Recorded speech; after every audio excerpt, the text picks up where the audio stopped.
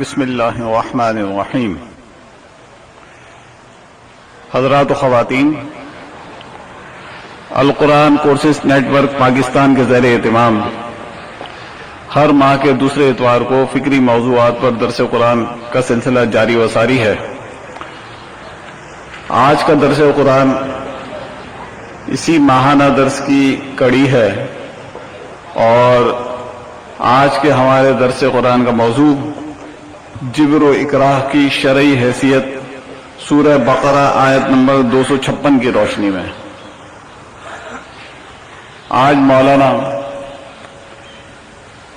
اس موضوع کے حوالے سے جن پوائنٹس پر اظہار خیال فرمائیں گے وہ کچھ اس طریقے سے ہیں۔ نمبر 1، فطری جبر اور قانونی جبر میں کیا فرق ہے۔ نمبر 2، جہاد کا مقصد کیا ہے، قبول اسلام کے لیے جبر یا کچھ اور۔ نمبر 3، کیا اسلامی حدود و تعزیرات کا اجرا جبر کے ضمن میں آتا ہے۔ بنیادی طور پر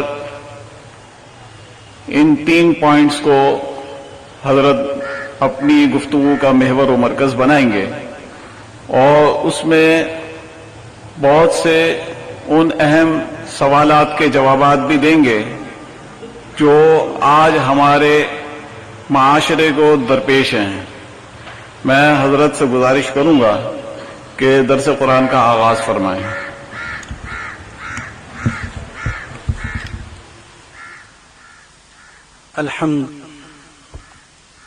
الحمد للہ وحدہ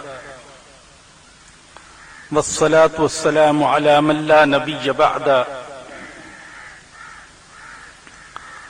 اما بعد فاعوذ باللہ من الشیطان الرجیم، بسم اللہ الرحمن الرحیم۔ لا اکراہ فی الدین قد تبین الرشد من الغی، فمن یکفر بالطاغوت ویؤمن باللہ فقد استمسک بالعروۃ الوثقی لا انفصام لها واللہ سمیع علیم۔ آمنت باللہ صدق اللہ العلی العظیم وصدق رسولہ النبی الکریم۔ قابل احترام مسلمان بھائیوں اور مسلمان بہنوں، جیسا کہ آپ کو بتایا گیا کہ آج کے درس کا موضوع ہے جبر و اکراہ کی شرعی حیثیت۔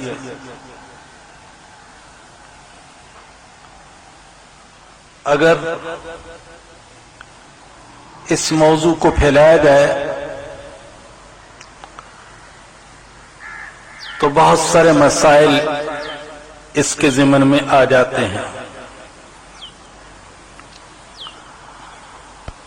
مثال کے طور پر اگر کسی کو کلمہ کفر کہنے پر مجبور کر دیا جائے اور وہ محض اپنی جان بچانے کے لیے کفر و شرک کا کلمہ اپنی زبان سے ادا کر دے تو اس کا کیا حکم ہے۔ اگر کسی شوہر کو بیوی کو طلاق دینے پر مجبور کر دیا جائے تو اس کا کیا حکم ہے۔ اگر مالک کو اپنا غلام آزاد کرنے پر مجبور کر دیا جائے یا کسی کو کوئی چیز بیچنے یا خریدنے پر مجبور کر دیا جائے یا کسی کو جان سے مارنے کی دھمکی دے کر زنا پر مجبور کر دیا جائے یا شراب پینے پر مجبور کر دیا جائے تو اس کا کیا حکم ہے۔ یہ بہت سارے مسائل ہیں جو اس ضمن میں آتے ہیں اور ہماری فقہ کی کتابوں میں ان کے جوابات بھی دیے گئے ہیں۔ لیکن آج کے درس کے لیے ہم نے ایک بات تو یہ طے کی کہ یہ سورہ آل عمران کی آیت نمبر 256 کی روشنی میں ہوگا، جو کہ آپ خطبہ میں سن چکے، اور دوسری بات یہ طے کر لی گئی کہ اس میں بطور خاص 3 سوالات کے جوابات دیے جائیں گے، یعنی فطری جبر اور قانونی جبر میں کیا فرق ہے، اور یہ کہ جہاد کا مقصد لوگوں کو قبول اسلام پر مجبور کرنا ہے یا کچھ اور تیسرا یہ کہ حدود و تعزیرات کا اجرا اور نفاذ کیا یہ بھی جبر شمار ہوگا؟ یہ 3 سوالات ہیں جو نمایاں ہیں۔ بقیہ سوالات اگر وہ آئیں گے تو وہ ضمنی طور پر، جہاں تک پہلے سوال کا تعلق ہے کہ فطری جبر اور قانونی جبر میں کیا فرق ہے، تو اہل علم کہتے ہیں فطری جبر تو یہ ہے کہ اللہ پاک اپنی مشیت سے اور اپنی قدرت سے کسی کو ایمان قبول کرنے پر مجبور کر دے، اور اللہ ایسا کر سکتا ہے۔ اگر اللہ چاہتا تو اس دنیا میں کوئی ایک بھی کافر نہ ہوتا، ایک بھی مشرک نہ ہوتا، ایک بھی بے نماز نہ ہوتا، ایک بھی سود خور نہ ہوتا، ایک بھی شراب نوش نہ ہوتا۔ اگر اللہ چاہتا تو ایسا کر سکتا تھا، اللہ مجبور کر سکتا ہے۔ چنانچہ اللہ پاک قرآن کریم میں فرماتے ہیں وَلَوْ شَاءَ رَبُّكَ لَآمَنَ مَنْ فِي الْأَرْضِ كُلُّهُمْ جَمِيعًا أَفَأَنْتَ تُكْرِهُ النَّاسَ حَتَّى يَكُونُوا مُؤْمِنِينَ۔ اے میرے حبیب صلی اللہ علیہ وسلم، اگر تیرا رب چاہتا تو زمین میں بسنے والے سارے کے سارے لوگ ایمان قبول کر لیتے۔ أَفَأَنْتَ تُكْرِهُ النَّاسَ حَتَّى يَكُونُوا مُؤْمِنِينَ، کیا آپ انسانوں کو ایمان قبول کرنے پر مجبور کر سکتے ہیں؟ جب اللہ نے مجبور نہیں کیا تو آپ ان کو ایمان قبول کرنے پر کیوں مجبور کریں گے؟ اسی طریقے سے تیسرے پارے کے شروع میں آتا ہے وَلَوْ شَاءَ اللَّهُ مَا اقْتَتَلَ الَّذِينَ مِن بَعْدِهِم مِّن بَعْدٍ، اگر اللہ چاہتا تو ان لوگوں میں کبھی جنگ نہ ہوتی، لڑائی نہ ہوتی، کبھی آپس میں قتال نہ ہوتا۔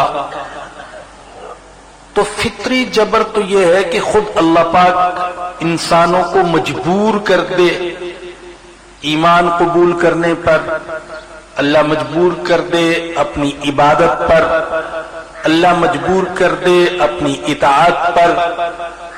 مثال کے طور پر ایسا ہو سکتا ہے جو حرام کا کاروبار کرے اس کا کاروبار ختم ہو جائے، جو حرام کی گندم خریدے اس میں کیڑے پڑ جائیں، جو حرام کا سٹاک کرے وہ گل سڑ جائے، ایسا ہو سکتا ہے؟ تو سب ایمان قبول کر لیتے، سب حرام سے بچنے والے ہو جاتے۔ ایسا ممکن تھا کہ جو بھی بے نماز ہوتا اس کے جوڑوں میں درد شروع ہو جاتا، جو بھی بے نماز ہوتا بلڈ پریشر کا مریض ہو جاتا، جو بھی بے نماز ہوتا اس کو سر میں چکر آنے لگتے، ہارٹ اٹیک ہو جاتا۔ تو اب ہر بے نماز کو پتہ ہے کہ اگر میں نماز چھوڑوں گا تو ان بیماریوں کا شکار ہو جاؤں گا، تو سارے لوگ ہی نمازی ہو جاتے، لیکن بیماریاں تو سب کو لگ رہی ہیں، نمازی کو بھی بیماری لگتی ہے اور بے نماز کو بھی بیماری لگتی ہے۔ تو اللہ پاک کسی کو ایمان قبول کرنے پر اور عبادت اور اطاعت پر مجبور نہیں کرتا، تو اللہ نے اس کی نفی فرمائی، لا اکراہ فی الدین، دین میں اکراہ نہیں ہے، دین میں جبر نہیں ہے۔ اللہ پاک فطری طور پر کسی کو ایمان پر، اسلام پر، عبادت پر، اطاعت پر، ذکر و دعا پر مجبور نہیں کرتا ہے، بلکہ ان کے سامنے راستہ کھلا رکھتا ہے، ان کو کسی حد تک اختیار دیتا ہے، چاہے تو اس راستے پر چلو اور چاہے تو اس راستے پر چلو، یہ میری رضا کا راستہ ہے، یہ میرے غضب کا راستہ ہے، یہ دوزخ کا راستہ ہے، یہ جنت کا راستہ ہے، تو ان میں سے جس راستے پر تم چلنا چاہتے ہو چل لو۔ الم نجعل له عینین ولسانا وشفتین وہدیناہ النجدین، اللہ فرماتے ہیں کہ ہم نے انسانوں کو دو آنکھیں نہیں دی، زبان نہیں دی اور دو ہونٹ نہیں دیے، اور کیا ہم نے ان کو دو راستے نہیں دکھائے؟ دونوں راستے دکھائے، ہدایت کا راستہ بھی دکھا دیا، ضلالت کا راستہ بھی دکھا دیا۔ تو اللہ پاک کسی کو فطری طور پر مجبور نہیں کرتے، تو اس کی نفی فرمائی، لا اکراہ فی الدین، دین میں اکراہ نہیں ہے۔ اسی طریقے سے اس کی بھی نفی کی گئی کہ کسی کو ایمان قبول کرنے پر، کلمہ پڑھنے پر خود مسلمان بھی مجبور نہیں کر سکتے، حتیٰ کہ خود ہمارے آقا حضرت محمد الرسول اللہ صلی اللہ علیہ وسلم کو بھی اس کی اجازت نہیں تھی کہ آپ کسی کو ایمان قبول کرنے پر مجبور کریں، تلوار کے زور پر اسے کلمہ پڑھنے پر مجبور کریں، آپ کو بھی اجازت نہیں تھی، اور بعد کے مسلمانوں کو بھی اس کی اجازت نہیں ہے۔ تو ان دونوں کی نفی کی گئی اس آیت کریمہ میں، لا اکراہ فی الدین۔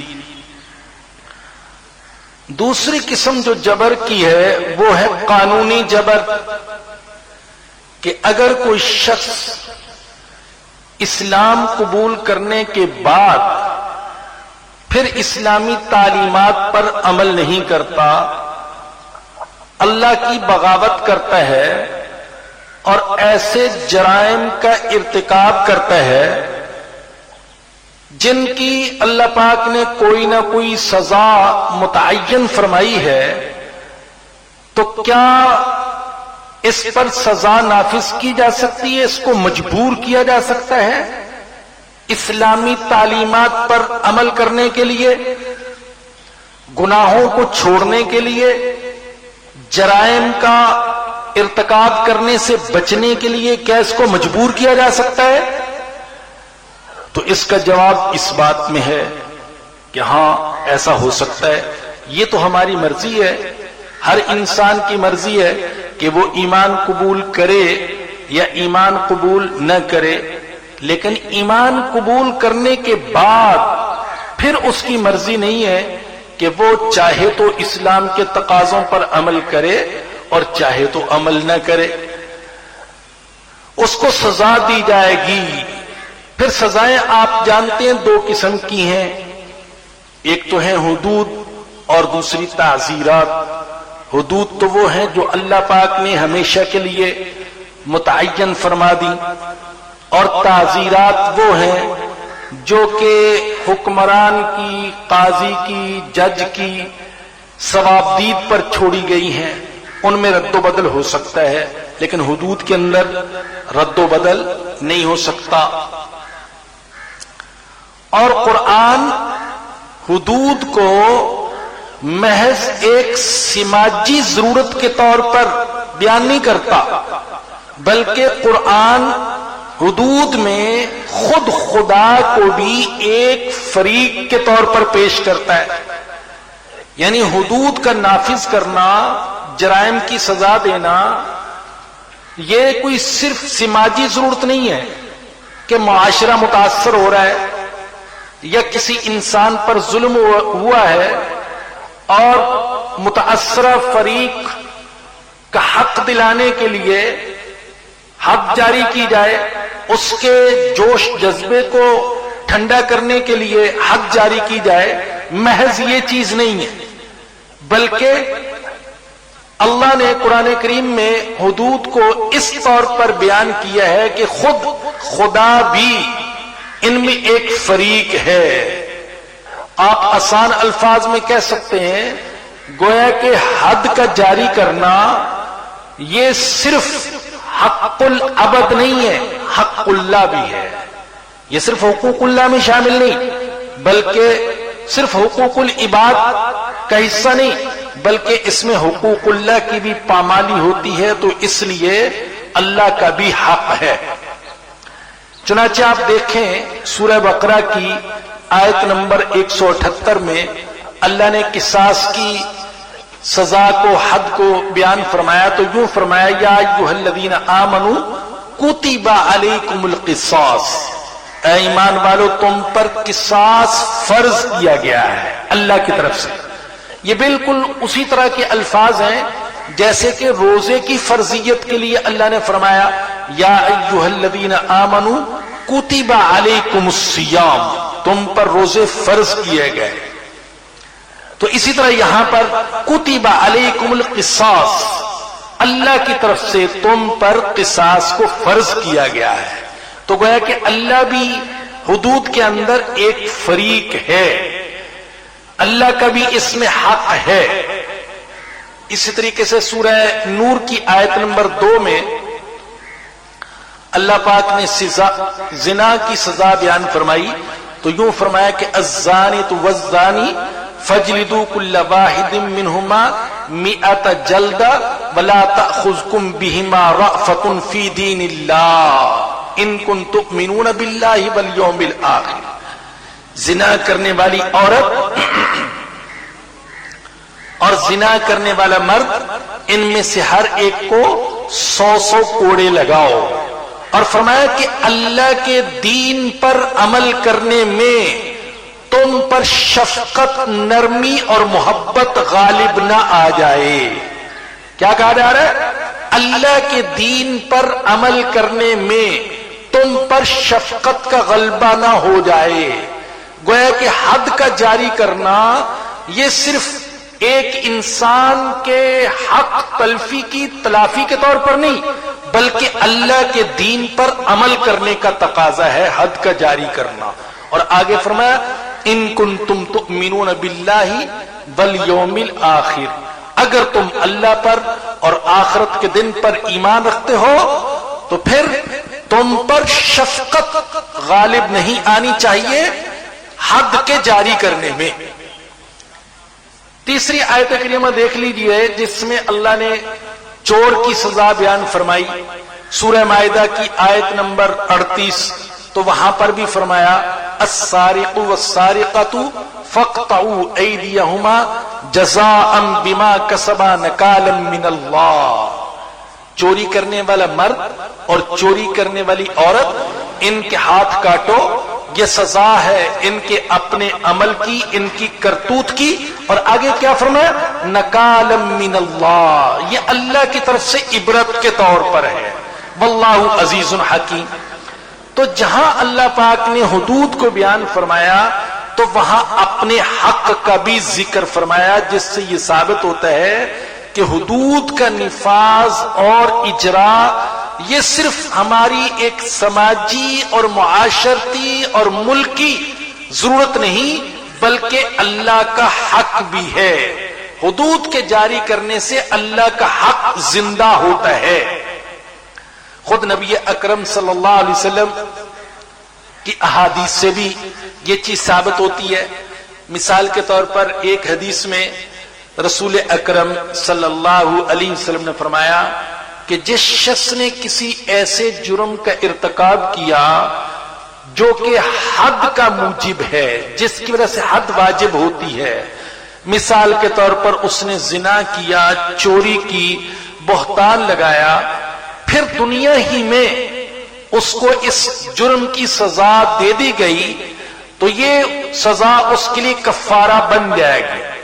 لیکن اگر وہ دنیا میں سزا سے بچ گیا، قانون کی نظر میں آئے ہی نہیں، کوئی گواہ نہیں تھے جس کی وجہ سے ہم اس پر سزا جاری کر سکتے، تو اگر وہ دنیا میں سزا سے بچ گیا تو قیامت کے دن اللہ کو اختیار ہوگا، چاہے تو اس کو سزا دے اور چاہے تو معاف فرما دے۔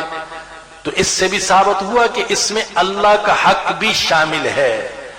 اور وہ مشہور حدیث جو بارہا آپ نے سنی ہوگی کہ بنو مخزوم کی فاطمہ نامی عورت جس نے چوری کر لی تھی اور پھر فیصلہ ہوا اس کا ہاتھ کاٹنے کا، تو اس کے قبیلے والوں نے سفارشی بنایا حضور اکرم صلی اللہ علیہ وسلم کے منہ بولے بیٹے حضرت زید کے بیٹے حضرت اسامہ کو، اور حضور کو جیسے حضرت زید سے بہت محبت تھی تو ان کے بیٹے حضرت اسامہ سے بھی بہت زیادہ محبت تھی۔ ان کو سفارشی بنایا سوچ سمجھ کر کہ ان کی سفارش کو تو حضور اکرم صلی اللہ علیہ وسلم کسی طور پر بھی رد نہیں فرمائیں گے۔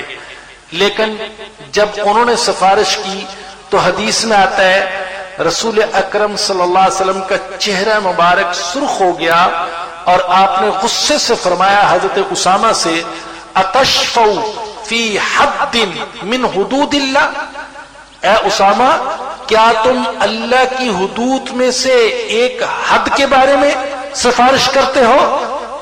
گویا کہ اگر یہ انسانی حق کا معاملہ ہوتا تو اس میں سفارش سنی جا سکتی تھی، متاثرہ فریق کو سمجھایا جا سکتا تھا، لیکن یہ تو اللہ کی حد کا معاملہ ہے، لہذا انسان کو مصالحت پر مجبور کر کے اس حد سے نہیں بچا جا سکتا، یہ حد تو جاری ہوگی اس لیے کہ یہ اللہ کا حق ہے۔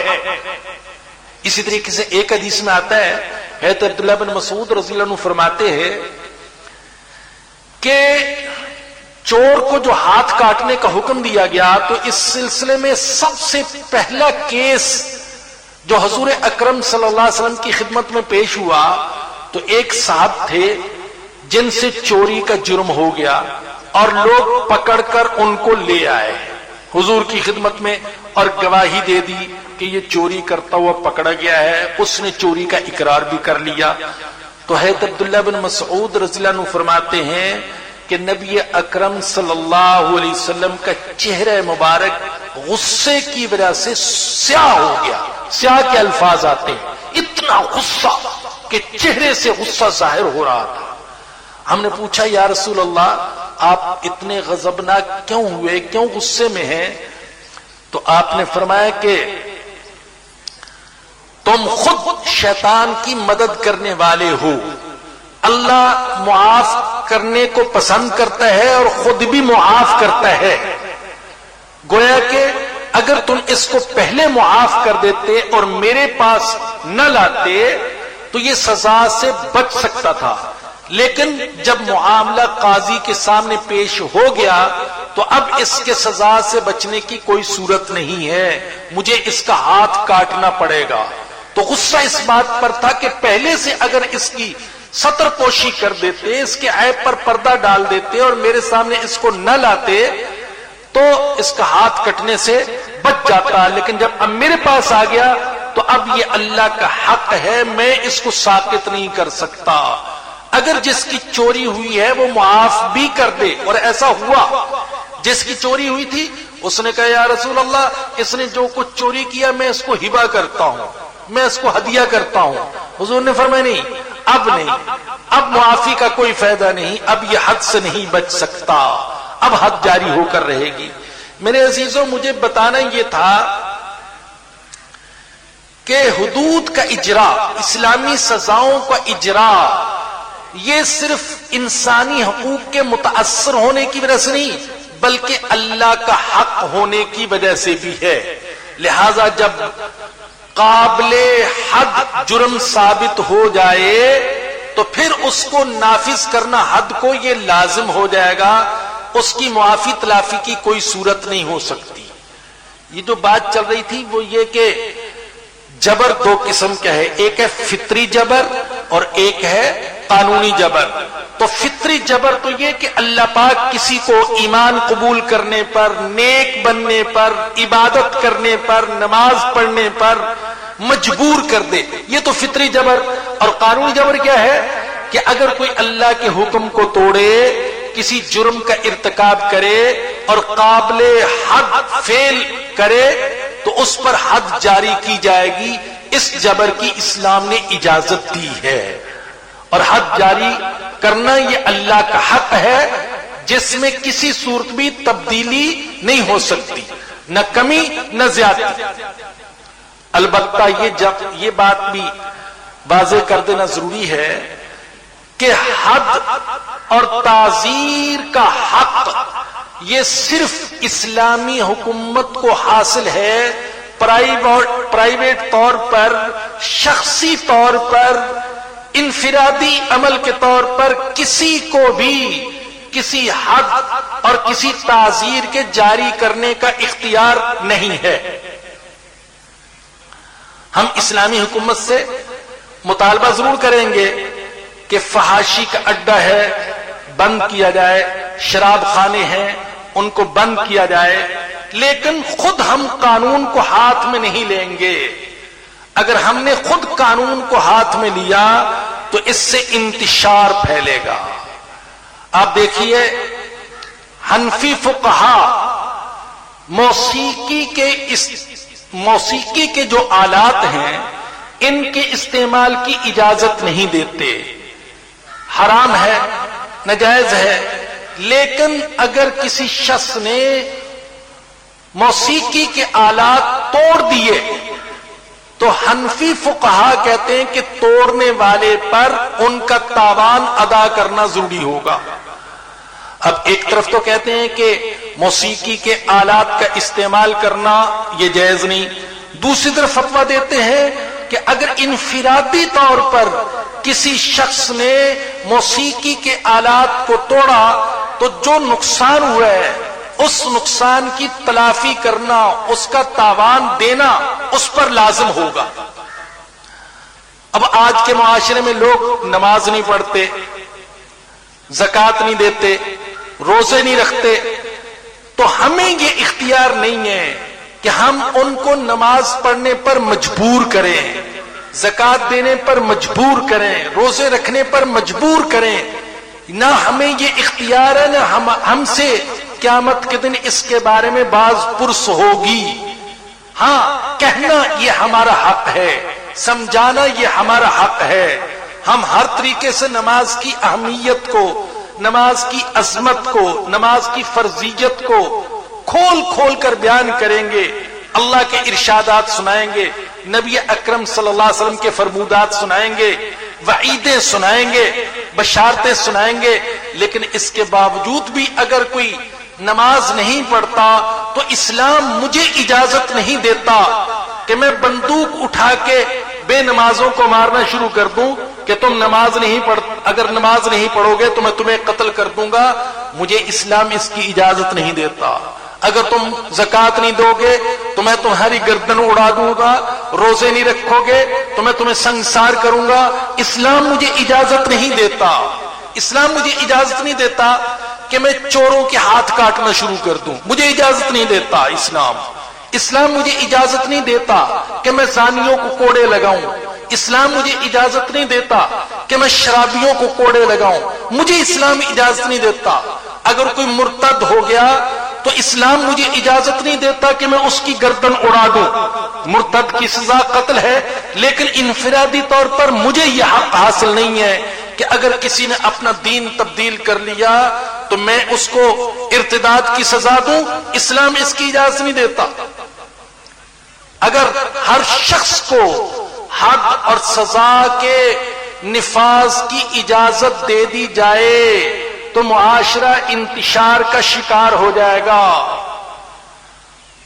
اور اگر ہم ایسی سزائیں جاری کرنا شروع کر دے جو اسلام نے بتائی ہی نہیں تو اس سے تو اسلام بدنام ہوگا. ایسی سزائیں جو اسلام نے بتائی نہیں. مثال کے طور پر اللہ نہ کرے میں یوں کہوں کہ جتنے تم کو داڑھی منڈے نظر آئے تم ان کے منہ پر تیزاب پھینک دو. یہ سنت رسول کا مذاق اڑاتے، سنت رسول کو منڈواتے ہیں. اور میں ایک جتھا تیار کروں، آپ لوگوں کو جوش دلاؤں، دیکھو کتنا ظلم ہو رہا ہے اس معاشرے کے اندر. حضور کی سنت کا مذاق اڑایا جا رہا ہے، حضور کی سنت کو کاٹ کاٹ کے گٹر میں بہایا جا رہا ہے. میں آپ کو جوش جذبہ دلاؤں اور پھر کہوں کہ دیکھو جو بھی تمہیں داڑھی منڈا نظر آئے اس کے منہ پر تیزاب پھینک دیا کرو. مجھے اسلام اس کی اجازت نہیں دیتا کہ میں یہ کروں. یا بے پردگی ہو رہی ہے، جو عورت بے پردہ پھرتی ہے معاذ اللہ فحاشی اور عریانیت پھیلاتی ہے، بدترین عمل کرتی ہے. آقا صلی اللہ علیہ وسلم فرماتے ہیں کہ جو عورت بن سنور کر باہر نکلتی ہے اور لوگ اس کی طرف دیکھتے ہیں تو فرمایا کہ اس پر بھی لعنت اور دیکھنے والوں پر بھی لعنت. یہ بدکاری کو دعوت دینے کا ذریعہ بن گئی ہے. لیکن میں یہ کہوں اپنے متعلقین کو، اپنے درس میں شرکت کرنے والوں کو کہ تمہیں جو بھی بے پردہ عورت نظر آئے اس کو زندہ جلا دو، اس کو سنسار کر دو، اس کو کوڑے مارو. مجھے اسلام اس کی اجازت نہیں دیتا. اسلام نے مجھے اس کی اجازت نہیں دی. اور پھر اگر میں یوں کروں کہ ایک طرف تو ابھاروں آپ کو کہ بے پردہ عورتوں کچھ سزا دو، ان کو کوڑے مارو، ان کو سنسار کرو، اور دوسرے میں اس کے ویڈیو بھی بناؤں اور عالمی سطح پر اس کی اشاعت بھی کروں. ایک طرف میں آپ کو جوش جذبہ دلا کر داڑھی منڈوں کے چہرے کالے کرنے پر اور ان پر تیزاب پھینکنے پر آپ کو آمادہ کروں، اور پھر میں اس کی ویڈیو بنا کر عالمی سطح پر اس کی اشاعت بھی کروں، تو میں اسلام کی اشاعت نہیں کروں گا. اسلام کی اشاعت میں روڑے اٹکانے والا شمار ہوں گا، اسلام کو بدنام کرنے والا شمار ہوں گا. ہے اللہ. اور حقیقت ہے کہ اگر میں اس قسم کا عمل کروں تو یقین کریں کہ دشمنان اسلام میرے معاون بنیں گے. وہ رکاوٹ نہیں پیدا کریں گے، وہ میرے معاون بنیں گے. ہو سکتا ہے کہ وہ لارنس آف عربیہ کی طرح داڑیاں رکھ کر اور چوغے پہن کر اور تسبیحاں ہاتھ میں پکڑ کر اور سر پر ٹوپیاں اور پگڑیاں باندھ کر وہ میرے پاس آئے اور میری حوصلہ افزائی کریں. مولوی صاحب پورا کراچی شریعت کے حکموں کے ٹوٹنے پر خاموش ہے. سارے علماء نے دین کو چھوڑ دیا. ایک آپ واحد شخصیت ہیں جنہوں نے ایک دین کو زندہ کیا ہے. ہم دل و جان سے آپ کے ساتھ ہیں. ان کے چہروں پر داڑیاں بھی ہوں گی، ان کے سروں پر پگڑیاں بھی ہوں گی، ان کے جسم پر چوغے بھی ہوں گے، ان کے ہاتھوں میں تسبیح بھی ہوں گی، ان کے ماتھے پر محراب بھی ہوں گے. ہو سکتا ہے وہ تہجد بھی ادا کرتے ہوں، وہ کثرت سے تلاوت کرتے ہوں، اور مجھے وہ لاکھوں ڈالر بھی پیش کریں گے. گویا کہ ان کے بقول دین کی اشاعت کے لیے اور فحاشی کے انسداد کے لیے وہ ہر طرح میرے ساتھ تعاون کریں گے، لیکن ان کا مقصد اسلام کی اشاعت نہیں ہوگا، ان کا مقصد اسلام کی بدنامی ہوگا. اس طرح دنیا میں اسلام نہیں پھیلے گا، اسلام بدنام ہوگا. مجھے اندیشہ ہے اگر یہ طریقہ جگہ جگہ اپنایا گیا تو کافر تو اسلام قبول کیا کریں، کہیں ایسا نہ ہو کہ مسلمان بھی مرتد ہونا شروع ہو جائیں.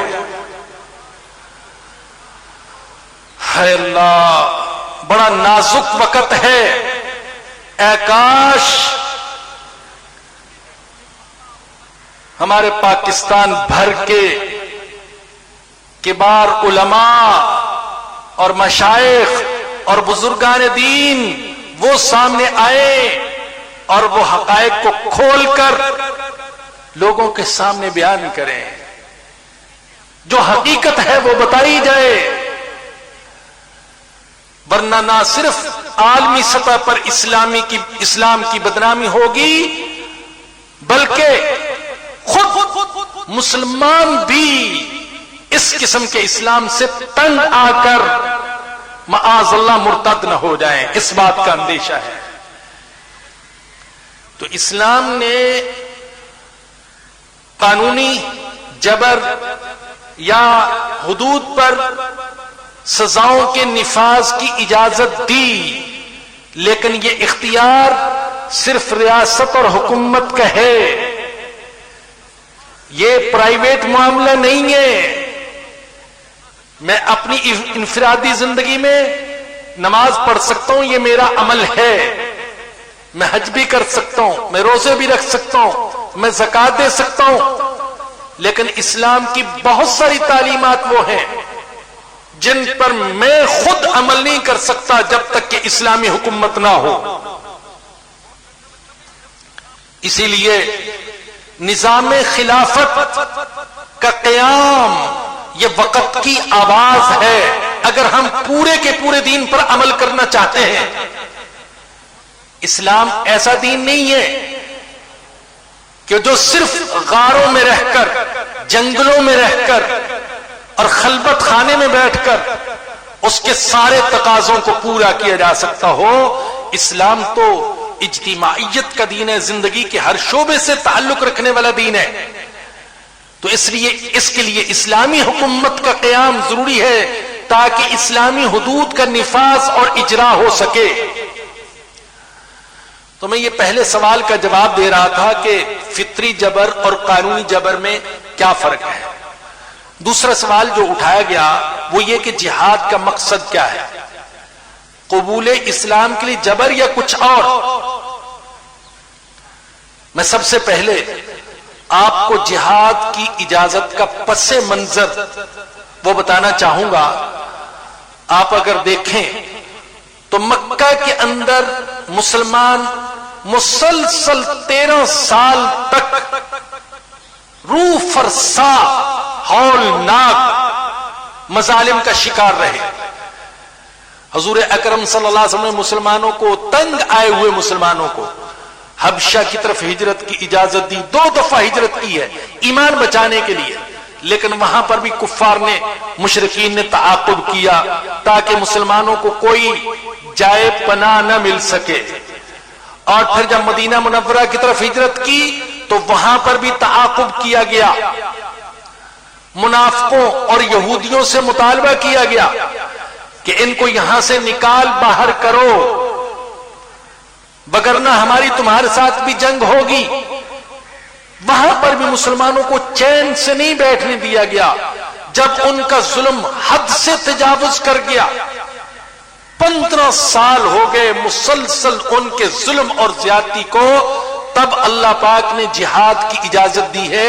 اور پہلی آیات جو اجازت جہاد کے بارے میں نازل ہوئی وہ سورہ حج کی آیت نمبر 39 اور 40، جس میں اللہ نے فرمایا اذن للذین یقاتلون بانہم ظلموا، ان لوگوں کو قتال کی اجازت دی گئی، جہاد کی اجازت دی گئی جن کے ساتھ مسلسل جنگ ہو رہی تھی۔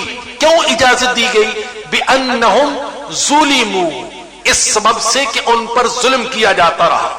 وان اللہ علی نصرہم لقدیر الذين اخرجوا من ديارهم بغير حق الا ان يقولوا ربنا الله ولولا دفع الله الناس بعضهم ببعض لهدمت صوامع وبيع وصلوات ومساجد يذكر فيه اسم الله كثيرا۔ اللہ نے ان آیات میں جہاد کی اجازت بھی دی، جہاد کی اجازت کا سبب بھی بیان کیا، جہاد کی اہمیت کو بھی بیان کیا کہ جہاد کی تم کو اجازت دی گئی، سبب کیا ہے؟ اس لیے کہ تم پر مسلسل ظلم کیا جا رہا ہے۔ اور اس کی اہمیت بتاتے ہوئے کہا کہ اگر تم جہاد نہیں کرو گے، مقابلہ نہیں کرو گے، تو پھر سارے عبادت خانے جو اللہ کے ذکر کے لیے قائم کیے گئے ہیں، یہ سارے کے سارے عبادت خانے ویران ہو جائیں گے، گرا دیے جائیں گے۔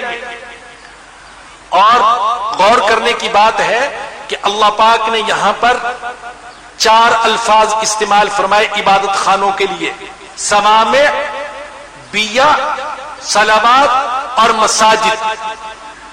مساجد تو مسلمانوں کے عبادت خانے کو کہا جاتا ہے، صوامع یہ عیسائیوں کے خلوت خانے، اور بیع یہ عیسائیوں کے گرجے، اور صلوات یہ یہودیوں کے عبادت خانے۔ گویا کہ یہ آیت کریمہ بتاتی ہے کہ اللہ کی حکمت کا تقاضا یہ ہے کہ یہ سارے عبادت خانے ہوں، یہودیوں کے بھی ہوں، عیسائیوں کے بھی ہوں، دوسرے مذاہب کے بھی ہوں، اور مسجدیں بھی ہوں، اور اگر دفاع نہ کیا گیا تو یہ سارے کے سارے عبادت خانے ویران کر دیے جائیں گے۔ اور یہ بھی قرآن نے بتایا کہ جہاد کن کے ساتھ کرنا ہے۔ سورہ بقرہ کی آیت نمبر 190 میں اللہ نے فرمایا وَقَاتِلُوا فِي سَبِيلِ اللَّهِ الَّذِينَ يُقَاتِلُونَكُمْ، اللہ کی راہ میں ان لوگوں کے ساتھ قتال کرو جو تمہارے ساتھ قتال کرتے ہیں۔ اگر آپ اپنے آقا صلی اللہ علیہ وسلم کی سیرت پر نظر ڈالیں تو یہ ثابت ہوگا کہ نبی اکرم صلی اللہ علیہ وسلم نے انہی لوگوں کے ساتھ قتال کیا ہے، جہاد کیا، جنہوں نے خود مسلمانوں کے ساتھ قتال کیا اور زیادتی کی۔ بدر کی جنگ کن کے ساتھ ہوئی ہے؟ ان لوگوں کے ساتھ جنہوں نے مسلسل 15 سال تک مسلمانوں کو ظلم اور زیادتی کا نشانہ بنایا۔ احد کی جنگ کن کے ساتھ ہوئی ہے؟ جنہوں نے مدینہ منورہ پر چڑھائی کر دی۔ ابو سفیان بہت بڑا لشکر لے کر مدینے پر چڑھ دوڑا۔ احزاب کی جنگ کن کے ساتھ ہوئی ہے؟ جنہوں نے 12,000 کا لشکر لے کر مدینہ منورہ پر حملہ کر دیا۔ غزوہ خیبر اور غزوہ بنو قریظہ یہ کن لوگوں کے ساتھ ہوئے؟ یہودیوں کے ساتھ، جو مسلسل شرارت اور بدعہدی کا ارتکاب کرتے رہے۔ غزوہ حنین کن کے ساتھ ہوا ہے؟ قبیلہ حوازن اور قبیلہ بنو ثقیف کے ساتھ، جنہوں نے پروگرام بنایا مدینہ منورہ کو معاذ اللہ اجاڑ دینے کا۔ غزوہ تبوک کس کے ساتھ ہوا ہے؟ رومیوں کے ساتھ، جن کے بارے میں نبی اکرم صلی اللہ علیہ وسلم کو اطلاع ملی کہ وہ عرب کی شمالی سرحد پر حملے کی تیاری کر رہے ہیں۔ تو جہاد کن کے ساتھ ہے؟ قتال کن کے ساتھ ہے؟ قرآن نے اس کی بھی وضاحت کر دی۔ اور جہاد اور قتال کا مقصد کیا ہے؟ قرآن نے اس کی بھی وضاحت کر دی۔ سورہ بقرہ کی آیت نمبر 193 میں اللہ نے فرمایا وَقَاتِلُوهُمْ حَتَّى لَا تَكُونَ فِتْنَةٌ، ان کے ساتھ قتال کرو تاکہ فتنہ باقی نہ رہے۔ فتنہ کیا؟ کہ کوئی ایسا شخص، کوئی ایسی جماعت، کوئی ایسی طاقت نہ رہے جو کسی کو اللہ کی عبادت سے روکنے والی ہے۔ یہ فتنہ ہے، اللہ کی عبادت سے روکنا، نظام دنیا میں فساد پھیلانا، یہ فتنہ۔ تو اللہ فرماتے ہیں ان کے ساتھ قتال کرو تاکہ فتنہ باقی نہ رہے۔ کسی ایک آیت سے بھی اور کسی ایک حدیث سے بھی یہ ثابت نہیں ہوتا کہ جہاد اور قتال کا مقصد انسانوں کو اسلام قبول کرنے پر مجبور کرنا تھا۔ کسی ایک آیت سے بھی ثابت نہیں ہوتا، کسی ایک حدیث سے ثابت نہیں ہوتا۔ جب نبی اکرم صلی اللہ علیہ وسلم کے مجاہدین جاتے تھے تو 3 باتوں میں سے ایک کا اختیار دیتے تھے۔ اسلام قبول کر لو، نہیں قبول کرنا چاہتے اپنے مذہب پر باقی رہو لیکن پر امن طریقے سے رہو، جزیہ دیتے رہو، ہندو ہو ہندو رہو، عیسائی ہو عیسائی رہو، یہودی ہو یہودی رہو، لیکن چھیڑ چھاڑ نہیں کرو، پر امن طریقے سے رہو اور جزیہ دیتے رہو۔ اور تیسرا یہ تھا کہ اگر ان میں سے بھی کوئی شرط قبول نہیں تو اب جنگ کرنے کے لیے تیار ہو جاؤ۔ سب سے بڑا غلبہ مسلمانوں کو جو حاصل ہوا وہ فتح مکہ کے موقع پر حاصل ہوا. پوری طرح غلبہ تھا مکے والوں پر نبی اکرم صلی اللہ علیہ وسلم کو. 10,000 کا لشکر تھا آپ کے ساتھ اور مکہ کے مشرک سہمے ہوئے تھے, پتہ نہیں آج ہمارے ساتھ کیا ہوگا. لیکن کوئی ایک حدیث, ایک قول نہیں پیش کیا جا سکتا کہ مکہ والوں کے لیے یہ شرط لگائی گئی ہو کہ تمہیں امن دیا جائے گا اگر تم ایمان قبول کر لو. ایک بھی قول پیش نہیں کیا جا سکتا.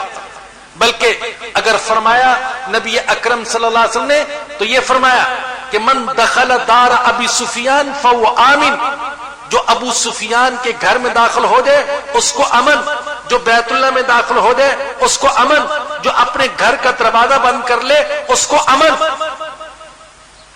یہ شرط نہیں لگائی کہ جو کلمہ پڑھ لے گا تو اسے امن نہیں, جو ابو سفیان کے گھر میں داخل ہو جائے شرک پر ہے تو شرک پر رہے, اپنے گھر کا دروازہ بند کر لے, مشرک ہے تو مشرک رہے, اسے امن حاصل ہو جائے گا.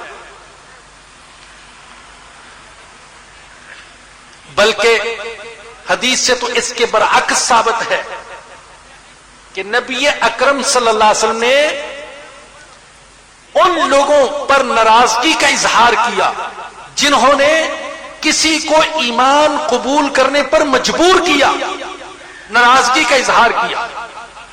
حدیث میں آتا ہے ایک انصاری تھے, ایک انصاری صحابی حسین حسین ان کا نام, 2 بیٹے تھے ان کے اور دونوں بیٹے عیسائی.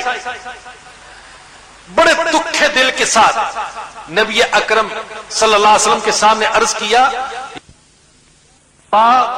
کیا میں اپنی نظروں سے دیکھتا رہوں ان کو کہ یہ دوزخ کا ایندھن بن جائے, یہ عیسائیت کی حالت میں مرے اور دوزخ کا ایندھن بن جائے, کہ میں اپنی آنکھوں سے دیکھتا رہوں؟ میں نہیں دیکھ سکتا, مجھے اجازت دیجئے کہ اگر یہ خوشی سے ایمان قبول نہیں کرتے تو میں ان کو ایمان قبول کرنے پر مجبور کر سکوں. حدیث میں آتا ہے اللہ کے نبی نے منع فرمایا اور اللہ نے آپ کی تائید میں یہ آیت کریمہ نازل فرما دی جو میں نے شروع میں پڑھی, لا اکراہ فی الدین, دین میں کوئی جبر نہیں ہے.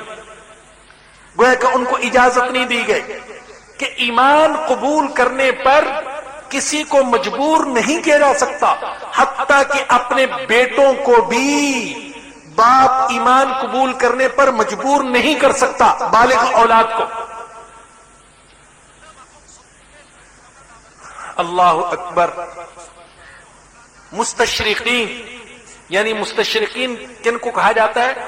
وہ لوگ جنہوں نے مشرقی علوم کے اندر مہارت حاصل کی, قرآن کریم میں مہارت, حدیث میں مہارت, اسلامی تاریخ میں مہارت, لیکن ان بدبختوں کا مقصد حصول علم نہیں تھا, حقیقت کی تلاش نہیں تھی, بلکہ ان کا مقصد کل بھی اور آج بھی اسلام کو بدنام کرنا اور اسلام کی اشاعت کے راستے میں رکاوٹیں کھڑی کرنا, یہ مقصد تھا.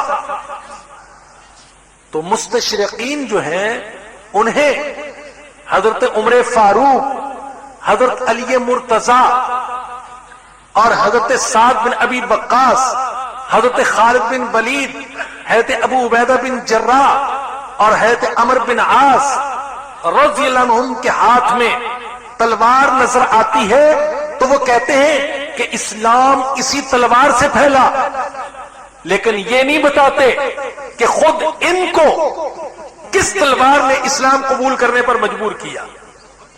حضرت عبیدہ کو کس تلوار نے, حضرت خالد بن ولید کو کس تلوار نے, حضرت سعد بن ابی وقاص کو, حضرت عمر بن عاص کو, حضرت عمر کو. آپ دیکھیں تو تلوار تو حضرت عمر کے ہاتھ میں تھی جب انہوں نے ایمان قبول کیا, حضور کے ہاتھ میں نہیں تھی صلی اللہ علیہ وسلم. ان کی بہن کے ہاتھ میں نہیں تھی, فاطمہ بنت خطاب جسے مار مار کر انہیں زخمی کر دیا تھا, تو تلوار تو عمر کے ہاتھ میں تھی, فاطمہ کے ہاتھ میں نہیں تھی. تلوار عمر کے ہاتھ میں تھی, حضور کے ہاتھ میں نہیں تھی.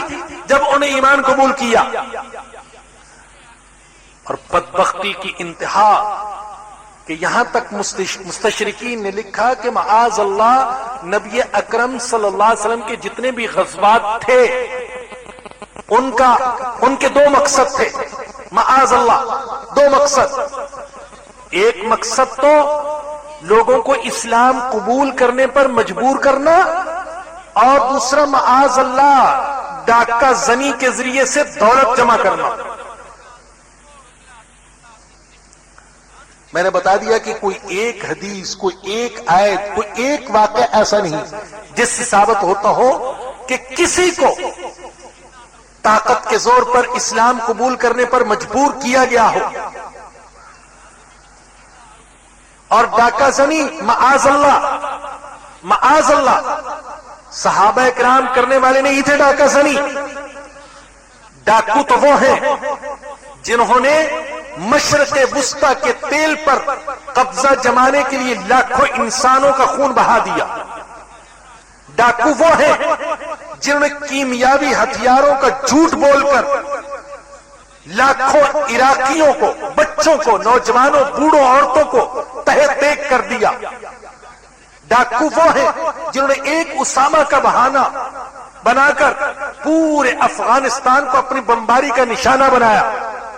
اور ڈاکو وہ ہیں جنہوں نے افریقہ کے بھوک سے تڑپتے لوگوں کے مادی وسائل پر قبضہ جما رکھا ہے طاقت کے زور پر.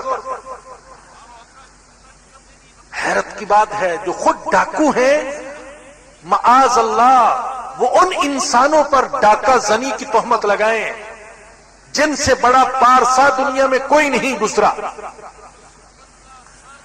تو میرے عزیزوں، عرض یہ کر رہا تھا کہ جہاد کا مقصد قبول اسلام پر جبر نہیں تھا. تلوار چلانے کا مقصد قبول اسلام پر مجبور کرنا نہیں تھا. اور حقیقت یہ ہے کہ تلوار کے اندر یہ صلاحیت ہی نہیں کہ دل کو بدل سکے. تلوار سے آپ کسی کی زبان سے کلمے کے الفاظ نکلوا سکتے ہیں لیکن کسی کے دل میں ایمان کی حقیقت کو نہیں اتار سکتے. الحمدللہ اللہ پاک نے حج کی سعادت نصیب فرمائی تو پتہ چلا کہ حج میں اس سال 210 ممالک کے مسلمان جمع تھے. 210 ممالک کے مسلمان. حیرت بھی ہوتی تھی دیکھ کر. عجیب رنگت والے، عجیب زبانوں والے، عجیب لباس والے، عجیب مزاجوں والے. اور خوشی بھی ہوتی تھی کہ ہمارے آقا صلی اللہ علیہ وسلم کی روحانی اولاد دنیا میں کہاں کہاں. 210 ممالک کے حاجی. کیا ان کو تلوار نے اسلام قبول کرنے پر مجبور کیا تھا؟ کیا ان 210 ممالک کے اندر ڈنڈے کے زور پر کلمے کو پھیلایا گیا تھا؟ میری نظر میں الحمدللہ جو ناقص سی سوچ ہے، اسلام کی اشاعت کا سب سے بڑا ذریعہ خود اسلام ہے. اللہ نے اسلام کے اندر اتنی کشش رکھی ہے، اتنی تاثیر رکھی ہے، ایسی زندگی رکھی ہے، ایسی تازگی رکھی ہے کہ یہ خوشبو کی طرح خود پھیلتا ہے. ایک ایک چیز اسلام کی لیجیے. میں کہتا ہوں اسلام کے وضو کو لے لیں، غسل کو لے لیں، اذان کو لے لیں، اقامت کو لے لیں، صف بندی کی صورت میں، جماعت کی صورت میں نماز کو لے لیں، حج کے منظر کو لے لیں. ایک ایک چیز کے اندر اتنی کشش ہے اور ایسی تاثیر ہے کہ دلوں پر اثر کرتا ہے. تو خود اسلام کے اندر اللہ نے یہ کشش رکھی، قرآن کے اندر اللہ نے اتنی کشش رکھی، اتنی تازگی اور اتنی جاذبیت. جو سنتا ہے تو وہ اسلام قبول کرتا ہے، جو بلا تعصب سنے. اور میرے بھائیوں، میری بہنوں، پہلے بھی عرض کرتا رہتا ہوں، اگر مجھ سے کوئی پوچھے اسلام کی اشاعت میں کوئی رکاوٹ، تو میں کسی خوشی کے ساتھ نہیں کہہ رہا، دکھ دل کے ساتھ کہہ رہا ہوں اسلام کی اشاعت میں رکاوٹ سب سے زیادہ ہم مسلمان ہیں. ہمارا کردار، ہمارے اخلاق، ہمارے گرے ہوئے معاملات، ہمارا طرز زندگی، ہمارا کثرت کے ساتھ جھوٹ بولنا، دھوکہ دینا، فراڈ کرنا، خیانت کرنا، نمبر 2 کام کرنا، انسانیت سے گری ہوئی حرکتیں کرنا، دولت کی بے پناہ ہوس میں مبتلا ہو جانا، اسلام کی اشاعت کے راستے میں سب سے بڑی رکاوٹ خود مسلمان ہے. مجھے یقین ہے آج دنیا کے 1.5 کروڑ نہیں، 1.5 ارب نہیں، میں کہتا ہوں 80 کروڑ نہیں، 40 کروڑ نہیں، اگر 20 کروڑ مسلمان بھی واقعی ظاہر و باطن کے اعتبار سے مسلمان بن جائیں تو پوری دنیا کا مذہب اسلام بن جائے گا. اگر عملی طور پر ہو. آج اسلام کتابوں میں تو ہے، حدیثوں میں تو ہے، فقہ میں تو ہے، بخاری میں تو ہے، مسلم میں تو ہے، ابو داؤد میں تو ہے، نسائی میں تو ہے، ترمذی میں تو ہے، ہدایہ میں تو ہے، کنز الدقائق میں تو ہے، ان میں تو اسلام ہے، لیکن مسلمان میں اسلام نہیں ہے. مسلمان میں وہ اسلام کی جھلک نظر نہیں آتی جو اسلام کی عملی تعلیمات ہیں، عملی زندگی سے تعلق رکھنے والی تعلیمات. تو یہ اس دوسرے سوال کا جواب عرض کیا گیا کہ جہاد کا مقصد کیا ہے. اور جہاں تک تیسرا سوال ہے کہ اسلامی حدود و تعزیرات کا اجرا اور نفاذ کیا یہ جبر کے ضمن میں آئے گا، تو میں اس بات میں جواب دیتا ہوں کہ ہاں یہ جبر کے ضمن میں ہے. ٹھیک ہے، ہم اس سے انکار نہیں کرتے. اسلامی حدود و تعزیرات کا اجرا یہ جبر کے ضمن میں ہے، اور ہر جبر ممنوع بھی نہیں ہے. یہ یاد رکھ لیں، ہر جبر ممنوع نہیں ہے. میں اپنے بچے پر جبر کرتا ہوں، یہ کھاؤ یہ نہ کھاؤ، میرا مقصد اس کی بہتری ہے. میں اس کو مجبور کرتا ہوں، یہ پہنو یہ نہ پہنو، اس کے ساتھ دوستی لگاؤ اس کے ساتھ دوستی نہیں لگاؤ، اس وقت سو جاؤ اس وقت اٹھ جاؤ. میں مجبور کرتا ہوں اس کو، جبر کرتا ہوں اس پر، معصوم بچے پر جبر کرتا ہوں. اگر کوئی اس بات کو بڑے ہولناک انداز میں پیش کرنا چاہے تو مجھے بڑا ظالم ثابت کر سکتا ہے کہ دیکھیے چھوٹے سے معصوم بچے پر ظلم کرتا ہے، 8-10 سال کا بچہ ہے، یہ اس کو مجبور کرتا ہے صبح صبح اٹھو، رات کو جلدی سو جاؤ، اور یہ میٹھی چیز نہ کھاؤ اور وہ نہ کھاؤ، اور یہاں بیٹھو اور وہاں نہ بیٹھو.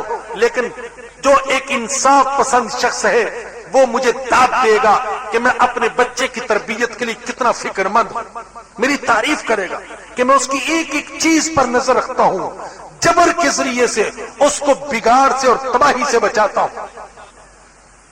ایک حکیم اور ڈاکٹر ہم پر جبر کرتا ہے، زبردستی میرے ہاتھوں پکڑ لیتے ہیں، کاٹ پیٹ کرتے ہیں، نشتر چلاتے ہیں، مجھے زخمی کر دیتے ہیں. میں ان کو فیس بھی دیتا ہوں، ان کی تعریف بھی کرتا ہوں، حالانکہ انہوں نے میرے ساتھ جبر کیا ہے. کیوں؟ اس لیے کہ میں جانتا ہوں جو کچھ کر رہے ہیں میرے فائدے کے لیے کر رہے ہیں. اگر ایک باپ کو اولاد پر اس کے فائدے کے لیے جبر کا اختیار ہے اور ڈاکٹر کو مریض کے فائدے کے لیے جبر کا اختیار ہے تو اللہ کو بھی بندوں کے فائدے کے لیے جبر کا اختیار ہے. اور اللہ جتنی ہماری ضروریات کو جانتا ہے، نہ باپ اپنے بیٹے کی ضروریات کو جانتا ہے، نہ ڈاکٹر اپنے مریض کی ضروریات کو جانتا ہے. یہ اللہ جانتا ہے کہ اگر چور کا ہاتھ نہ کاٹا گیا تو پورا معاشرہ چور بن جائے گا. یہ اللہ جانتا ہے اور بن چکا. آج کیا حقیقت نہیں ہے؟ پورا معاشرہ چوروں کا معاشرہ، الا ماشاء اللہ. کہیں ایسا نہ ہو کہ سارے ناراض ہو جائے، ہمیں بھی چور کہہ دیا. الا ماشاء اللہ میں نے اس لیے کہا سوائے جن کو اللہ پاک نے بچایا ہوا ہے، سوائے جن کو اللہ پاک بچا لے. اور میں اکثر کہتا رہتا ہوں صرف 2 قسم کے لوگ چوری ڈکیتی کرپشن سے بچے ہوئے ہیں صرف دو قسم کے لوگ. ایک وہ جن کے دل میں خوف خدا ہے، الحمدللہ. ایک وہ جن کے دل میں خوف خدا ہے، اور دوسرے وہ جن کا داؤ نہیں چلتا، مجبور ہے بیچارے.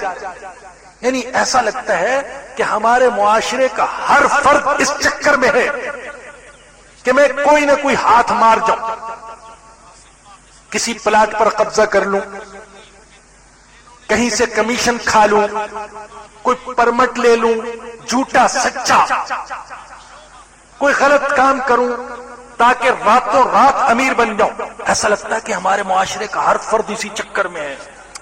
ہائے میرے اللہ، آپ اندازہ کیجئے کیسے، پتہ نہیں اس سٹیج پر یہ کہنے کی باتیں بھی ہیں یا نہیں، جو ہم اخبارات میں دیکھتے ہیں کہ جناب ہمارے جج صاحبان تک اپنی اولاد کو نوازنے کے لیے کیا کچھ حرکتیں کر رہے ہیں. اور کل کے اخبار میں نے دیکھا کہ پسندیدہ ججوں کو حکومت نے ان کے پسندیدہ پلاٹ الاٹ کر دیے اور انہیں قبول بھی فرما لیے. اللہ اکبر. اور پھر جب ایسے لوگ عمروں کے لیے جاتے ہیں، عمرے کے لیے، تو میرا دل کہتا ہے 900 چوہے کھا کر بلی حج کرنے کے لیے جاتے ہیں.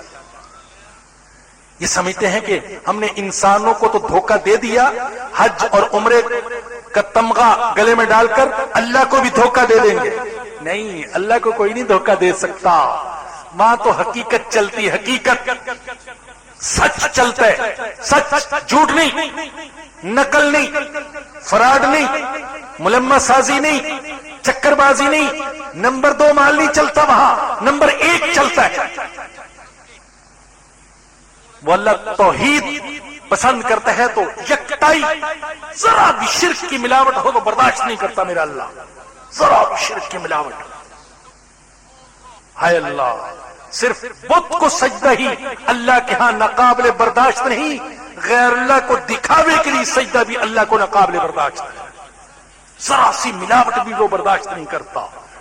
زکات میں ملاوٹ کو برداشت نہیں کرتا، نماز میں ملاوٹ کو برداشت نہیں کرتا، سجدے میں ملاوٹ کو برداشت نہیں کرتا، حج عمرے میں ملاوٹ کو برداشت نہیں کرتا. وہاں تو کھرا مال چلتا ہے، کھرا، ذرا بھی ملاوٹ نہیں.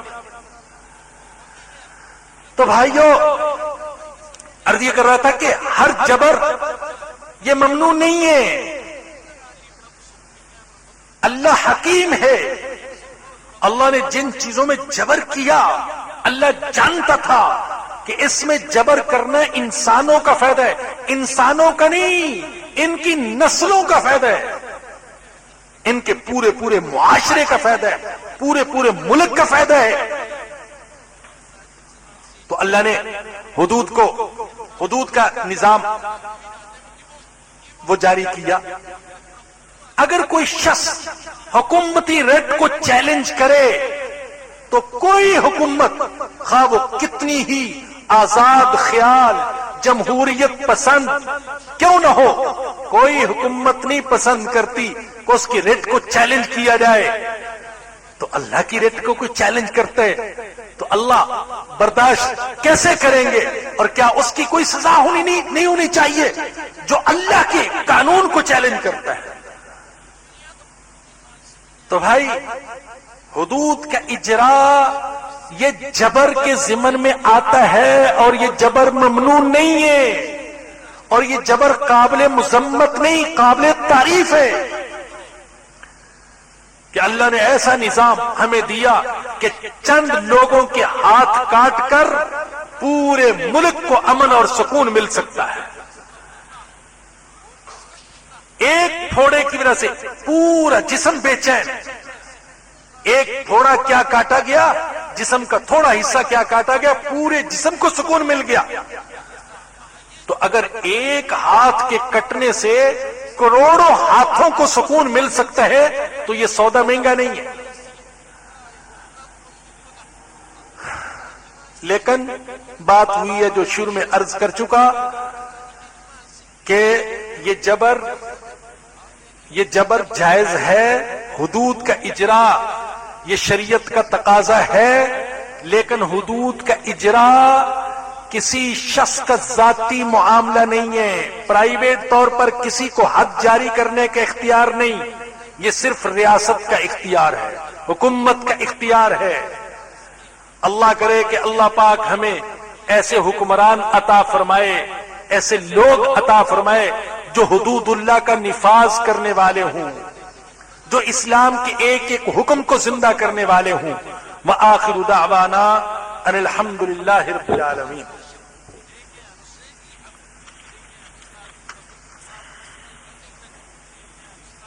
الطاف صاحب تو اپنے اعلانات کریں گے، یہ ایک ہمارے بہت قریبی ساتھی ہیں، ان کی طرف سے ایک درخواست ہے تو وہ میں سنا دوں، لیکن یہ بھی جان لیا جائے کہ ہمیشہ ایسی درخواستیں پڑھ کر نہیں سنائی جائیں گی۔ تو یہ میرے بہت قریبی ساتھی ہیں، اسلامی صفحہ روزنامہ اسلام جو اس کے انچارج بھی رہے، تو انہوں نے بہت ہی پسماندہ علاقہ ہے میر خان بروہی کوٹ، وہاں پر انہوں نے مسجد قباء وہ تعمیر کرنا شروع کی ہے۔ میں خود دیکھ چکا ہوں کہ واقعی علاقہ بھی غریب ہے اور بالکل ابھی چھت بھی نہیں، کچی دیواریں ہیں مسجد کی، تو اس کے لیے انہوں نے اپیل کی ہے کہ اس کی تعمیر میں تعاون کیا جائے۔ آج یہ تشریف بھی لائے ہوئے ہیں، خود آپ جا کر جگہ دیکھیں تو زیادہ اطمینان ہوگا، بہرحال مجھے تو یہ دکھا ہی چکے۔ اللہ پاک ہم سب کو اس کار خیر میں حصہ لینے کی توفیق عطا فرمائے۔ جزاکم اللہ۔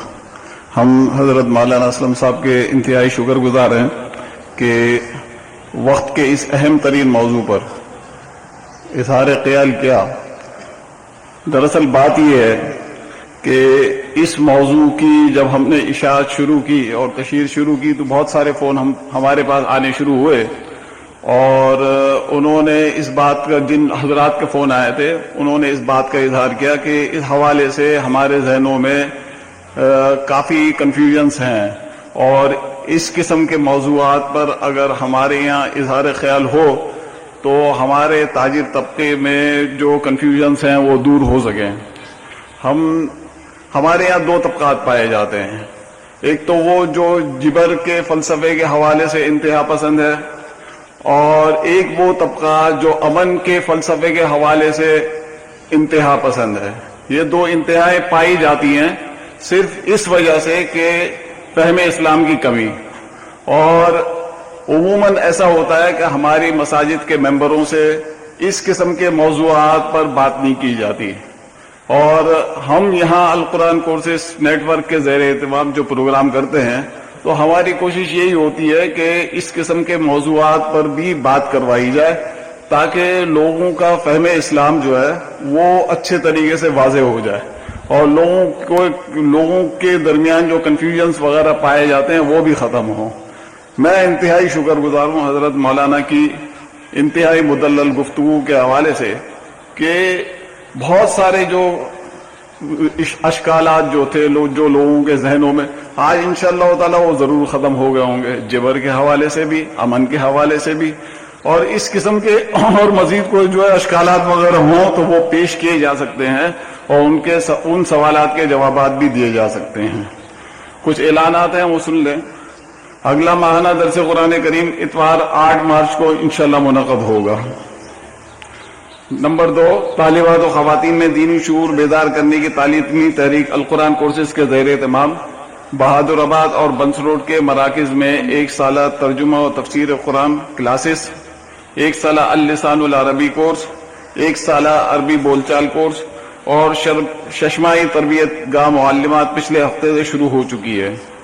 جو خواتین ان کورسز میں اب تک داخلہ نہیں لے سکیں وہ اب بھی ایڈمیشن کے لیے رجوع کر سکتی ہیں۔ نمبر 3، کچھ بیماروں کے حوالے سے بھی اعلان ہے وہ سن لیں۔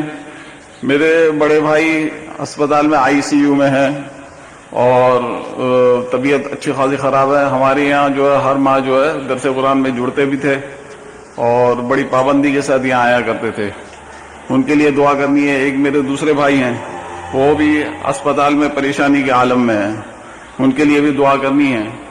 حاجی محمد اسلم صاحب جو ہمارے یہاں ریگولر جڑتے ہیں ان کی بڑی بہن جو ہے وہ سخت بیمار ہیں، ان کے لیے بھی دعا کرنی ہے۔ ہمارے اس پروگرام کے آرگنائزر عبدالرشید بھائی، ان کے بھانجے وہ بھی موت و زیست کی کشمکش میں ہیں، ان کے لیے بھی دعا کرنی ہے۔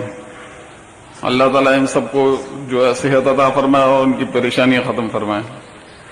چوتھا اعلان یہ ہے کہ حضرت کے جو یہاں جو 2 درس قرآن ہوئے تھے، ایک نظام خلافت کے حوالے سے اور پچھلا درس قرآن پاکستان خطرات کی زد میں کیوں، ان دونوں کے کیسٹس جو ہے باہر یہاں اسٹال پر دستیاب ہیں، تو یہ لیتے جائیں۔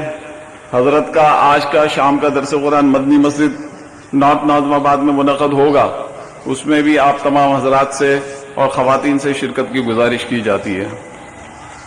ایک اور اہم اعلان بھی سن لیں کہ حضرت مولانا عبدالستار صاحب، ان کا درس قرآن ہے 15 فروری کو 12 بجے دن شایان لون بلوچ کالونی میں۔ خواتین کے لیے بھی وہاں انتظام ہے، تو تمام حضرات و خواتین سے گزارش کی جاتی ہے کہ اس میں ضرور شریک ہوں۔ ایک اور اہم اعلان ہم ان لوگوں کے لیے جو دینی طبقات سے وابستہ ہیں اور دیندار ذہنیت کے حامل ہیں، ان کے لیے سب سے بڑا مسئلہ یہ ہوتا ہے کہ جب ان کے بچے 4-5 سال کے ہو جاتے ہیں تو وہ انگلش میڈیم اسکولز کے حوالے سے ریزرویشنز اپنے ذہن میں رکھتے ہیں، اور ان کے لیے سب سے بڑا پرابلم یہ ہوتا ہے کہ انگلش میڈیم اسکولز میں اگر وہ اپنے بچوں کو داخل کرتے ہیں تو ان کے ذہن میں اشکال یہ ہوتا ہے کہ بھائی ہمارے بچوں کی دینی تربیت نہیں ہو سکے گی۔ لیکن الحمدللہ گزشتہ چند سالوں سے ایک بڑی زبردست پیش رفت ہوئی ہے کہ ہمارے یہاں جو ہے اسلامک اسکولز کا سلسلہ جو ہے وہ شہر میں جگہ جگہ جو ہے اپنا قائم ہو چکا ہے، اور اس میں انتہائی معیاری قسم کے اسکولز بھی شامل ہیں جو کہ بچوں